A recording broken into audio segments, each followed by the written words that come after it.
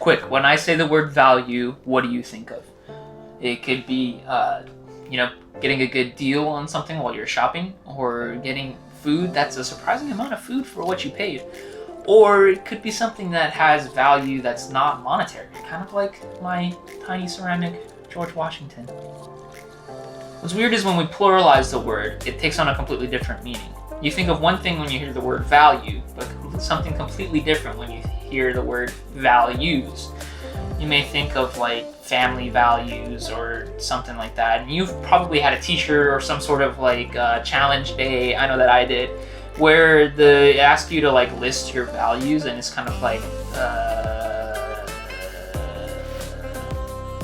look, it's important for us to know what our values are, because values are the compass that guides us through the difficult decisions in life. And for a lot of you as young people, you've got a ton of decisions coming up. I mean, college, career, spouse, house, mouse, blouse, all of that. And if we have our values set, and we can make those decisions confidently, and when we're super old, like when we're 50, we can look back at our lives and be confident in the decisions that we've made. There's going to be an opportunity at the end of this video for you as an individual, or together with some friends or family, or with your small group, to set your values, to set the compass of what you want your life to look like. So that's great, but how do we actually do this? Well, as followers of Jesus, the person that we want to emulate in life is Jesus.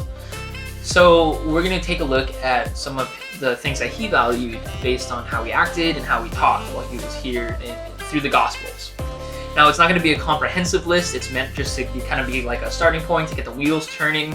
So without further ado, let's take a look in the book, Reading Rainbow. Didn't even look that up. I don't think it's right, but... So number 1, love God and love others. One of the most obvious things that Jesus valued was love. This is basically seen anywhere within the Bible, but the most obvious one was in Matthew 22 when he was challenged by a lawyer. So there was a lawyer that tried to trap Jesus by asking him to state the greatest commandment. And Jesus replied that there's actually 2, which is to love God and love others. Having love as a value means that in every decision you make would be because you want to show love for others and yourself. Number 2, honesty and integrity. Basically, doing what you say you're gonna do. In fact, Jesus calls this out in the Pharisees in Matthew 23 by calling them whitewashed tombs. They're nice on the outside, but all grody on the inside. Sick burn, Jesus. Having honesty and integrity as one of your values means that you're the same person in front of people as you are behind closed doors. How are the cinnamon rolls going? Cool.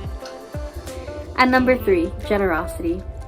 Jesus lived a generous life, and it exemplified in everything he did. This extends to both time and money for Jesus, and it's proven within Luke 21. Jesus isn't impressed by the wealthy people who give a lot of money, because they're actually not giving so much, but is blown away by the poor woman who gives a big percentage of what she had. Again, this is not in any means a comprehensive list.